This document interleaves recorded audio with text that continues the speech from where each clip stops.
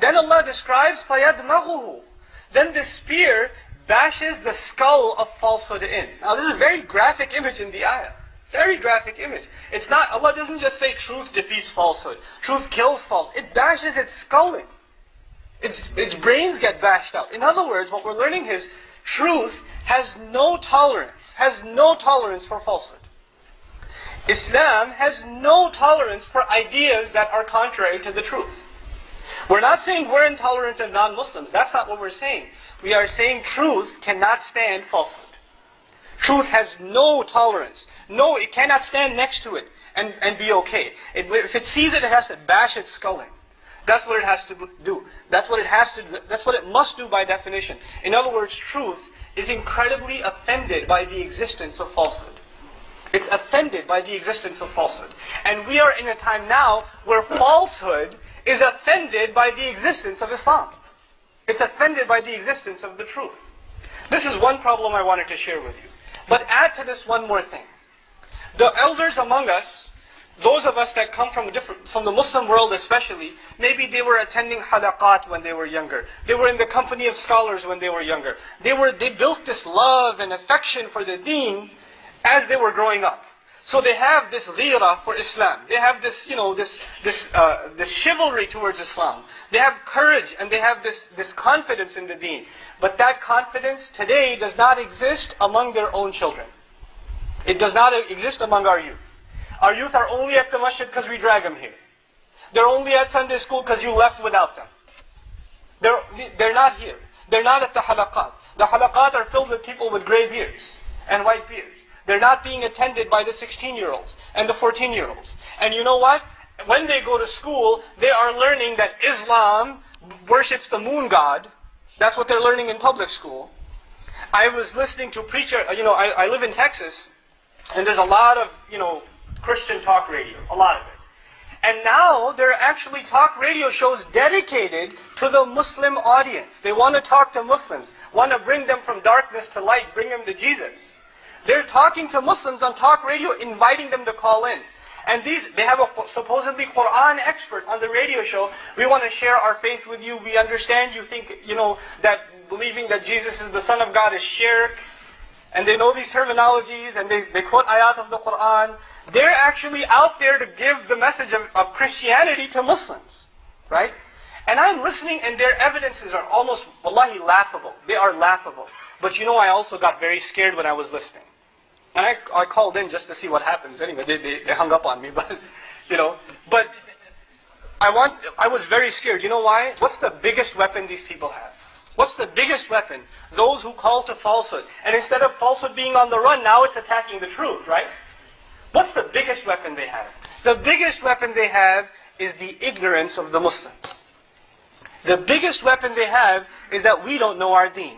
Our kids don't know their deen. They don't have the confidence that this is the truth. Instead, and this is the point I want to actually try to conclude with, because this is the heart of the matter, what I want to share with you. I don't just want to bring the problem before you, I want to share with you, how do we get to a solution? How do we start fixing things too?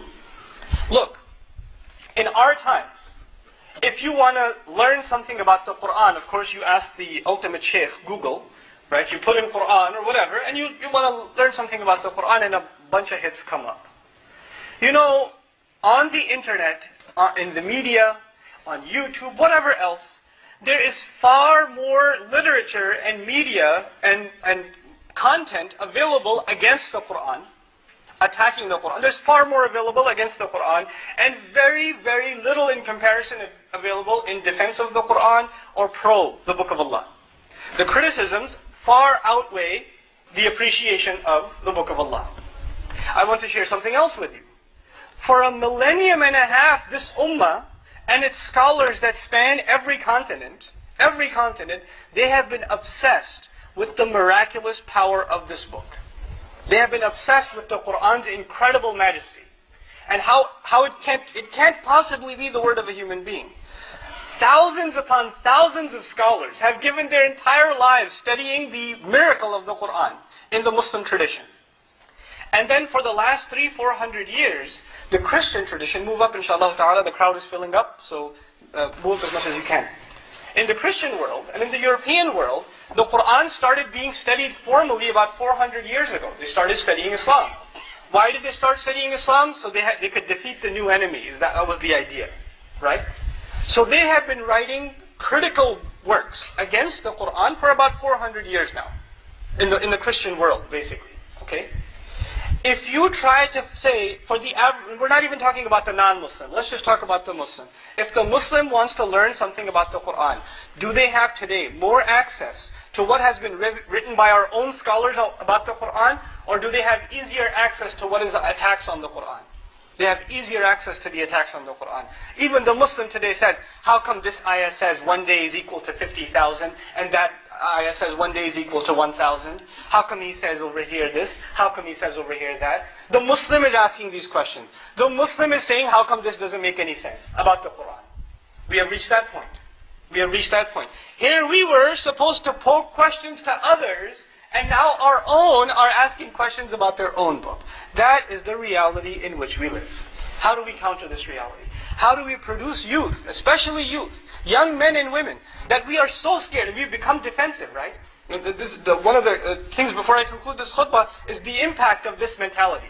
This mentality that we have to constantly answer and defend ourselves, right? Instead of Islam being on the ideological offensive, it's on the defensive constantly. What is the consequence of that? We have the idea we have to protect our children from the fitna of the outside world, right? This is haram and that's haram, and we have to, how are we going to raise our children? We're scared to death about what's going to happen to our kids. Isn't that the case? If we were really producing children of Islam, if we were producing members of this ummah, carriers of this message, then the entire high school would be scared. Man, my kids, their Christianity is going to go away because there's a Muslim kid in that school. We would have that kind of confidence. We wouldn't shake because of what's around us. Everything around us would shake because we're there. That's the kind of confidence Islam puts in someone when they understand what they believe. When they have the book of Allah empowering them. Right? I know of a case of a brother I know actually, when he was in high school, he had memorized Quran before, he had studied his deen, and he went into public school. And his parents were told, don't put him in public school, put him in Islamic school, or keep him in the madrasa, this and that. He said, no, I want to go to public school. Ask him why he wants to go to public school. Those people need the message. That's what he said. This 15-year-old kid. And he goes, by the time he graduates from high school, 18 kids have become Muslim in that high school. This is confidence in your deen. This is what we're supposed to produce. We're not, in sports they say the best defense is offense. Right? The best preservation of our youth is the production of da'is. You produce people that carry this message and deliver this message and are content with this message and are deeply, deeply confident with this message. You produce that and you don't have to worry about them.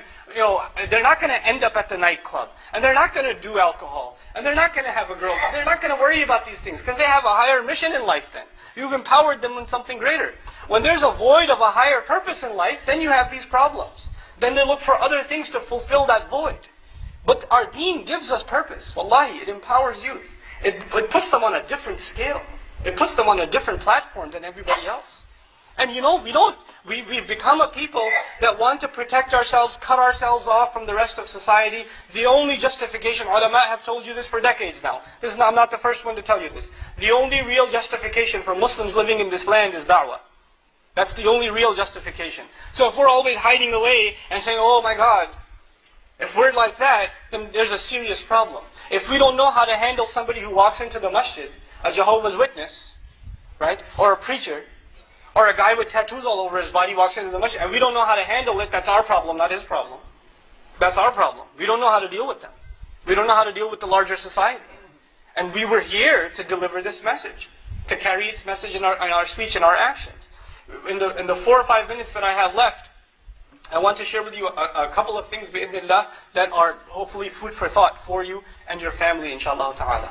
First and foremost, there are two things about the Quran that, at least the Quranic studies, not larger Islamic studies, just Quranic studies, that all families should be aware of.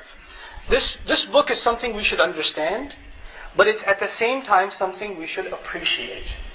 Now, Quran is not just something to be understood, it's also something to be appreciated. What does that mean? We have to appreciate the fact that this is actually from Allah. We have to appreciate the fact that a human being couldn't possibly